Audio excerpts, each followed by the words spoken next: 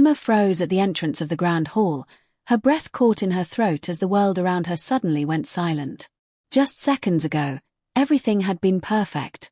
The engagement party was glowing with golden lights, soft music filled the air, and guests laughed while holding glasses of champagne. Emma stood in a beautiful silver dress, her eyes shining with happiness. Tonight was supposed to be the beginning of her forever with Daniel, the man she had loved for 4 years. But in one single moment, everything shattered. Across the room, near the balcony doors, Emma saw something she could not believe. Daniel was there, but he was not alone. He had his arms wrapped around another woman. Before Emma could even process what she was seeing, he leaned down and kissed her. Emma's heart dropped.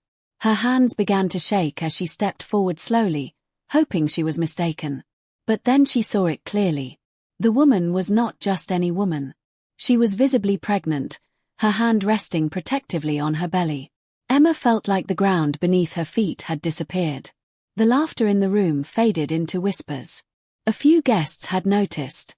Some turned their faces away in shock, while others stared openly, waiting for what would happen next. Emma walked closer, her chest tight, her eyes filled with tears she refused to let fall. "Daniel!" Her voice trembled, barely audible. Daniel turned around.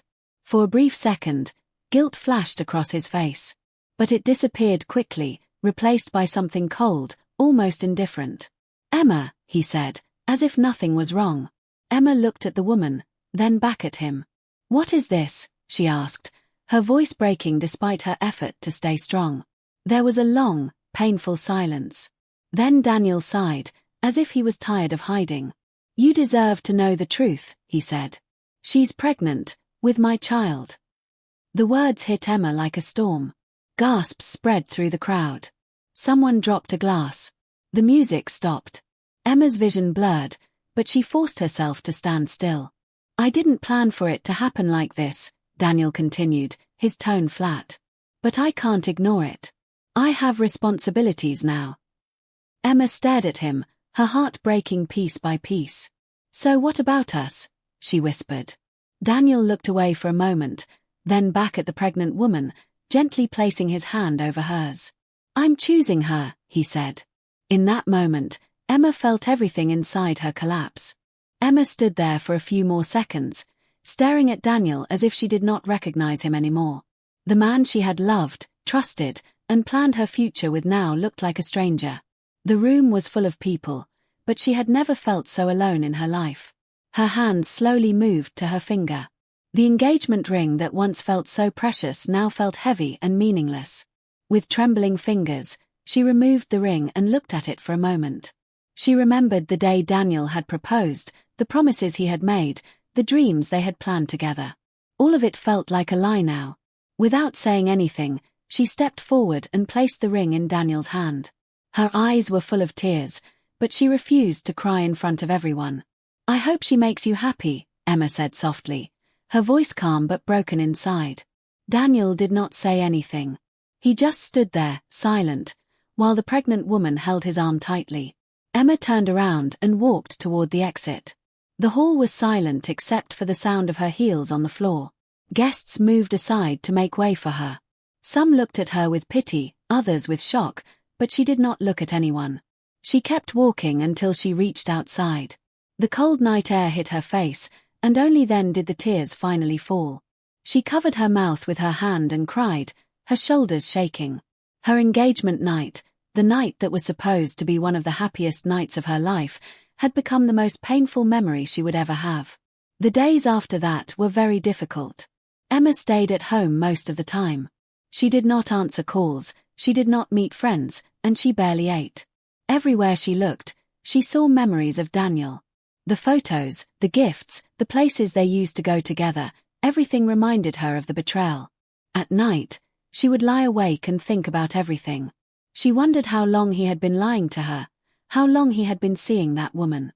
The questions hurt more than the answers. But after a few weeks, Emma realized she could not destroy her life because of someone who did not value her. She looked at herself in the mirror one morning and barely recognized the tired, sad woman staring back at her. That day, she made a decision. She would not beg. She would not go back. And she would not let this betrayal define her life. Emma returned to work and focused on her career.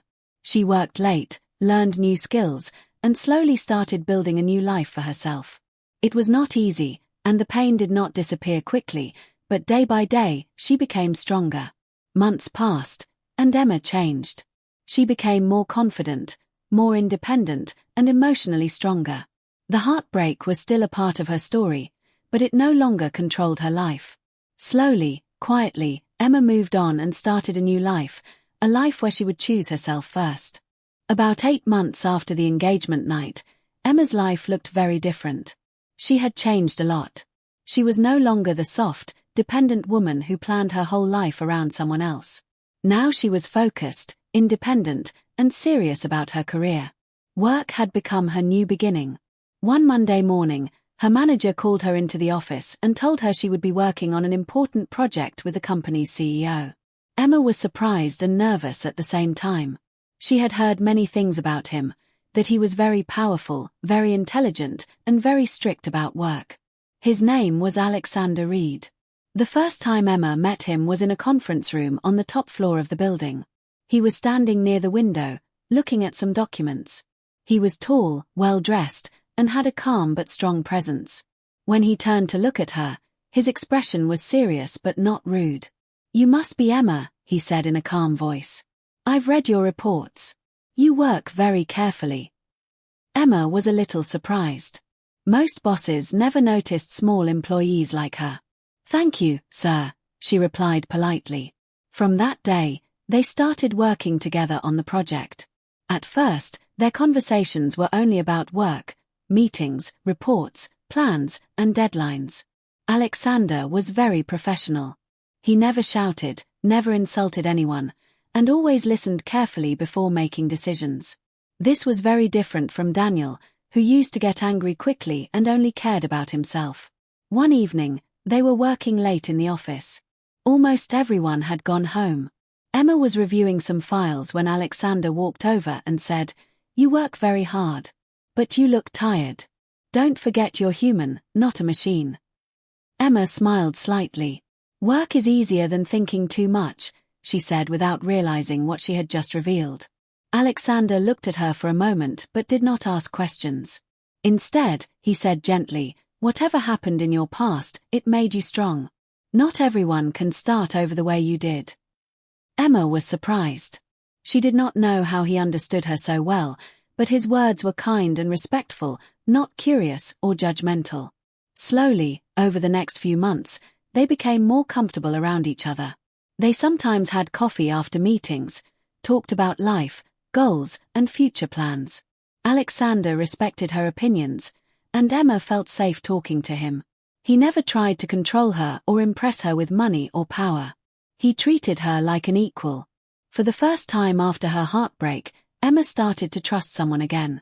Their relationship did not grow suddenly. It grew slowly, naturally, and quietly, like a friendship turning into something deeper without either of them realizing when it began. While Emma was slowly building a new life, Daniel's life was moving in the opposite direction. At first, he believed he had made the right decision.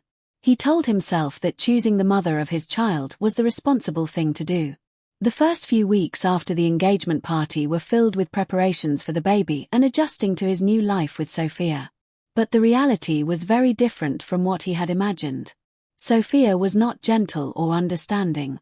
She was demanding and often impatient. She expected Daniel to give her all his time and attention. Small disagreements quickly turned into loud arguments. The house that was supposed to be filled with happiness became full of tension.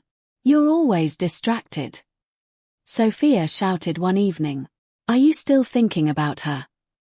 Daniel frowned. "Stop bringing that up. I made my choice, didn't I?" "Yes," she said sharply, "but it doesn't feel like it." Daniel stayed silent, but deep inside, he knew she was right. As days turned into months, the pressure grew. The responsibility of the baby, the constant arguments, and the emotional stress started affecting his work. He became less focused, made mistakes, and even lost an important client. His once stable life was slowly falling apart. At night, when everything was quiet, Daniel found himself thinking about Emma. He remembered how calm she used to be. How she supported him during difficult times without complaining. How she trusted him completely. She never raised her voice, never demanded too much, and always stood by his side. The more he thought about her, the more he realized what he had lost. Emma was not just someone who loved him, she was someone who truly cared for him. One evening, after another argument with Sophia, Daniel sat alone in the living room, holding his head in his hands. For the first time, he admitted the truth to himself. He had made a terrible mistake. Regret slowly filled his heart. He began to wonder where Emma was, how she was living, and if she had moved on. The thought of her being happy without him made his chest tighten. "I need to see her," he whispered to himself. A few days later, Daniel started trying to find her. He called her old number, but it was no longer active. He visited her old apartment, but she had already moved out. He even asked mutual friends, but no one knew much about her new life. But Daniel did not give up. He became more desperate with each passing day. He wanted to apologize, to explain, to somehow fix what he had broken. Deep down, he knew he could not change the past, but he still hoped. Maybe Emma would give him one more chance. For the first time in his life, Daniel understood the true meaning of loss, and it was something he could not easily fix. About a year after Emma started working with Alexander, their relationship had changed from friendship into something deeper and more meaningful.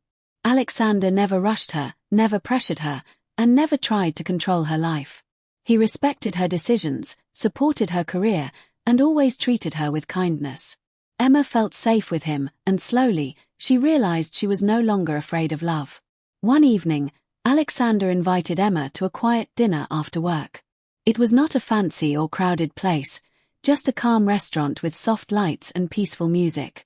They talked for a long time about life, future plans, and dreams. Then Alexander looked at her seriously and said, "Emma, I don't want to rush you, and I don't want to pressure you. But I want you to know that I respect you, I trust you, and I want to spend my life with you. Will you marry me?" Emma was silent for a moment. She thought about her past, her pain, her growth, and the man sitting in front of her. Alexander was not just offering love, he was offering respect, stability, and partnership. She smiled softly and said, "Yes, I will." Their wedding was simple but beautiful. There were no loud crowds, no drama, just close friends and peaceful happiness. For the first time in her life, Emma felt truly loved and respected. A few months after the wedding, Emma attended a business event with Alexander. She was wearing an elegant dress, standing confidently beside her husband. She looked happy, calm, and strong. While talking to some guests, she suddenly saw a familiar face in the crowd. It was Daniel. He looked shocked when he saw her. He slowly walked toward her, unable to believe how much she had changed. She looked more confident, more beautiful, and most importantly, happy. "Emma, I've been looking for you," he said quietly. "I made the biggest mistake of my life. I lost the best person who ever loved me. I'm really sorry." Emma looked at him calmly.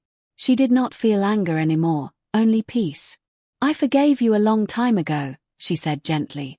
"But forgiveness doesn't mean I can go back. My life moved forward." Daniel looked down, realizing it was truly too late. Emma then walked back to Alexander, who gently held her hand, and together they left the event. Emma did not look back. Moral: sometimes betrayal does not destroy your life, it changes your direction toward something better. And sometimes, losing the wrong person is the best thing that can happen to you. Self-respect is more important than love.